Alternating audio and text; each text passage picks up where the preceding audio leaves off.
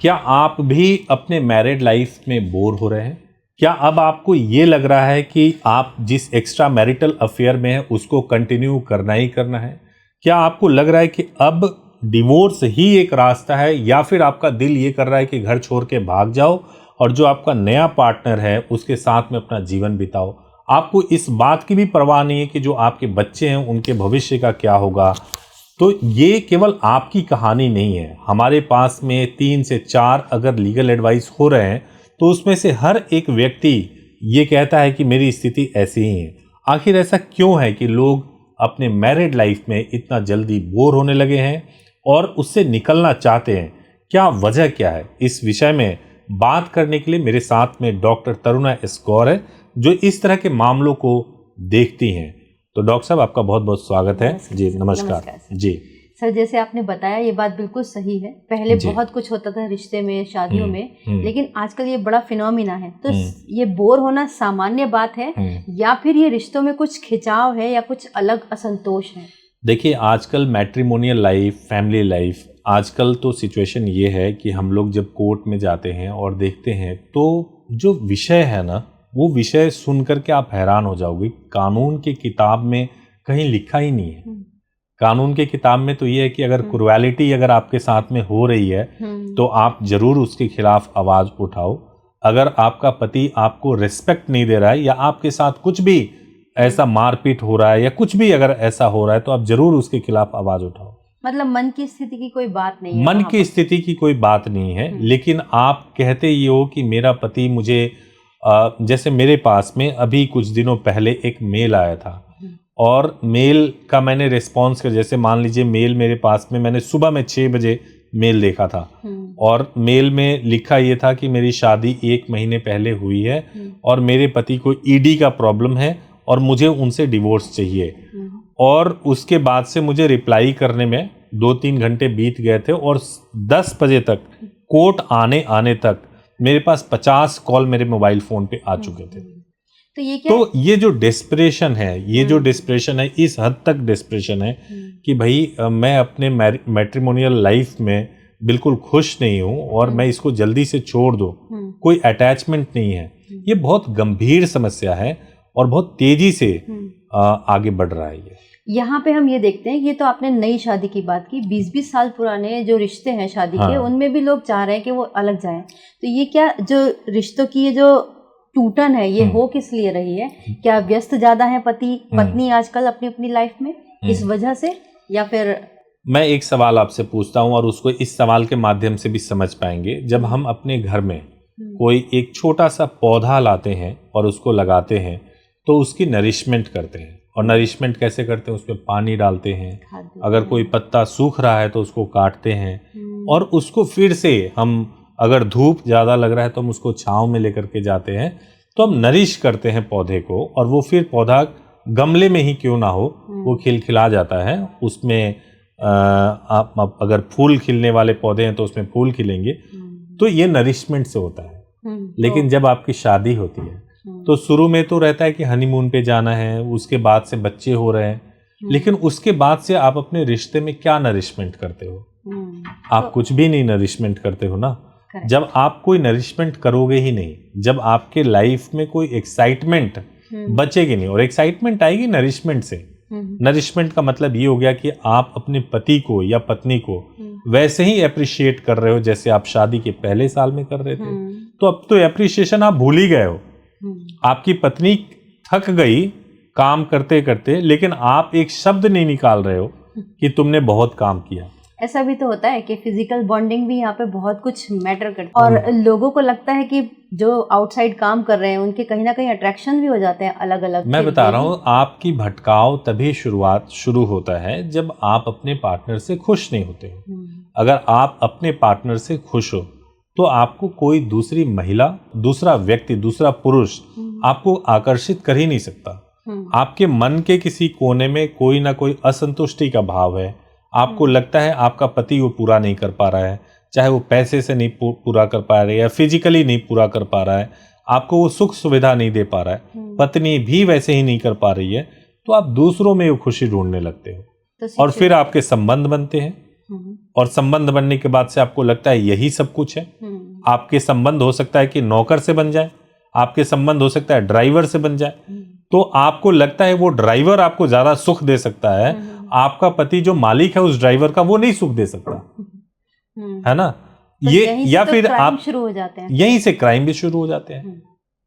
तो ये एक बहुत विकट प्रॉब्लम है, और ये प्रॉब्लम इसलिए भी बहुत ज्यादा है क्योंकि वही है, एक बिस्तर में बेड पे एक किनारे पति है, दूसरे किनारे पे पत्नी है, बीच में बच्चे हैं, और कभी कभी तो ऐसा भी है कि रात को सो रहे हैं तो फोन पे ही एक दूसरे को गुड नाइट बोल दिया और बात भी नहीं हो रही है।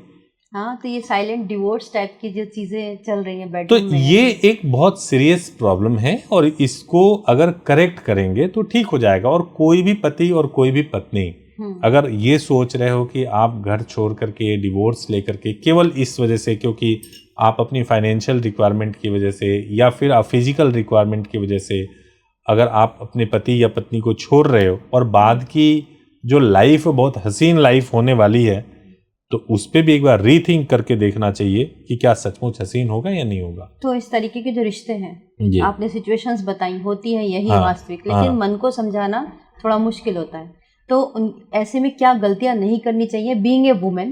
अगर रिश्ते में बोर हो रही हैं, शादी में पति से बोर हो गई हैं, तो उनको क्या मिस्टेक नहीं करनी चाहिए? दो चीज़ है। सबसे पहली चीज़ है कि अगर आप वास्तव में बोर हो रहे हो या वास्तव में आपके शादीशुदा जिंदगी में सीरियस प्रॉब्लम है, ये आइडेंटिफाई करना पड़ेगा।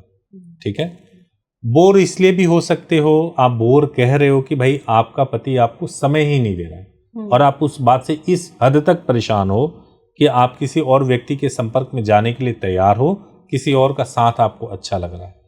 अगर आप ऐसे सिचुएशन में भी ट्रैप होने वाले हो या हो चुके हो, तो आप कम से कम एक बार किसी एडवोकेट से बात करो और समझो कि ये सिचुएशन है।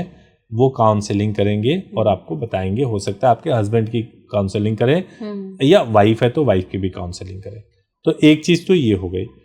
अगर आपको लगता है कि सीरियस प्रॉब्लम है, आपके साथ किसी न किसी तरीके से क्रुएलिटी हो रही है, आपको जो है फाइनेंशियली इतना आपको परेशान करके रखा जा रहा है, या आप सफोकेशन में हो, आप नहीं हो पा रहे, तब भी आपको एडवाइस लेना चाहिए। और एक बात याद रखना चाहिए कि आप पहले से किसी निष्कर्ष पे जंप मत करो कि मेरे को इसके साथ रहना नहीं है या मुझे इसके साथ घुट घुट के रहना है ना। दोनों ही सिचुएशन में आप एक बार जब कंसल्टेशन कर लोगे तो मुझे लगता है कि आपको सही रास्ता मिलेगा और आप उस रास्ते के हिसाब से आप सही डिसीजन ले पाओगे। मेरे मन में दो सवाल आए जी।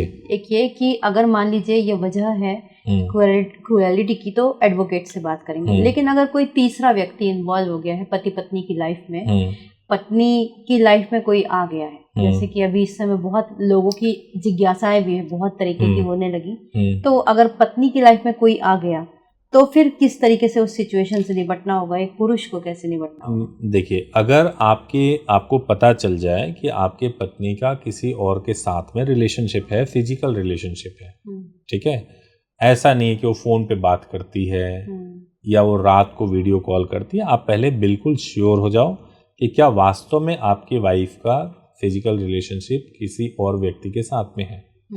अगर आप बिल्कुल श्योर हो गए हो तो आपके पास कानून ये अधिकार देता है कि आप डिवोर्स ले लो। आप डिवोर्स लेकर के अलग हो जाओ। आप क्यों इसको जंग का मैदान बनाओगे कि तुमने क्यों किसी और के साथ संबंध बना लिया, है ना? क्यों, मतलब उसको जंग का मैदान बनाने के बजाय आज के समय में आपके पास कानूनी रास्ता है, आप कानून के मुताबिक आप अलग हो जाओ। ये बिल्कुल मत सोचो कि इससे तो उसको और एंजॉयमेंट मिलेगी, वो फ्री हो जाएगी, उसके साथ शादी करेगी। देखो, गलत रास्ते पे अगर कोई निकला हुआ है तो गलत रास्ते पे आज आप जब फ्री छोड़ दोगे तो फिर उसको समझ आएगा आपकी अहमियत, और अगर आप जूझते रहोगे तो वो आपसे भाग करके उसी व्यक्ति के पास में बार बार जाने की कोशिश करेगी। ये सेम पति के साथ में भी हो सकता है ना? तो आपको अपने लाइफ को देखना है कि आप अपने लाइफ को कैसे बेहतर बना सकते हो। तो इस तरीके के मैटर जब कोर्ट में जाते हैं, कई बार बड़े पैटी सी भी उनकी प्रेयर्स होती हैं कि भाई पत्नी जो है ठीक से खाना नहीं बनाती, इसीलिए भी जो है पति डिवोर्स के लिए चले जाते हैं।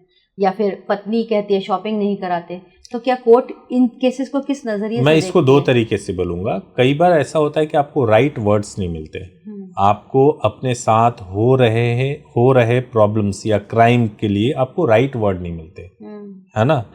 और राइट वर्ड नहीं मिलते तो आप कुछ भी आरोप लगाते हो, कुछ भी आप बोलते हो, ठीक है। तो ये एडवोकेट डिसाइड करते हैं और वो राइट वर्ड ढूंढ के आपको देते हैं कि उसके लिए राइट वर्ड ये है।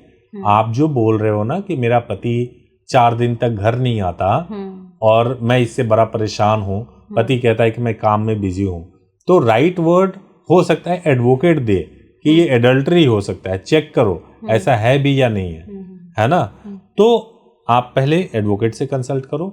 और दूसरी बात ये है कि आप खुद में भी पॉजिटिव होकर के चीजों को एक बार एनालाइज करो, आप देखो कि रियल प्रॉब्लम क्या है, और उसके बाद से आपको हेल्प लेना है तो एडवोकेट के पास जाएं और फिर डिसाइड करें कि आपको क्या करना है। आजकल क्या है कि ये जो निरस्ता है इसके कारण आप कह रहे हैं कि पहले देखो क्या करना है, तो क्या ऐसा है कि जो एम्बियंस हमारे चारों तरफ चल रहा है, लोग देखते हैं वेब सीरीज आ रही हैं और बड़े रोमांटिसाइज किया जाता है उसमें कपल के रिलेशन को, ये भी एक बड़ा इसमें फैक्टर मान सकते हैं? ऐसा नहीं है, मे बी ऐसा हो सकता है कि चूंकि वेब सीरीज ने जो शॉर्ट्स और रील्स है ना, शॉर्ट्स और रील्स में आजकल जो है ना, लोग जो है दूसरों को ज़्यादा दिखाने में उनको आनंद आता है। तो आजकल देखेंगे कि बहुत सारे रील्स आते हैं, हस्बैंड वाइफ बना रहे हैं, ठीक है, या फोटो स्टेटस लग रहा है तो कहीं पे कोई ट्रिप पे जा रहा है।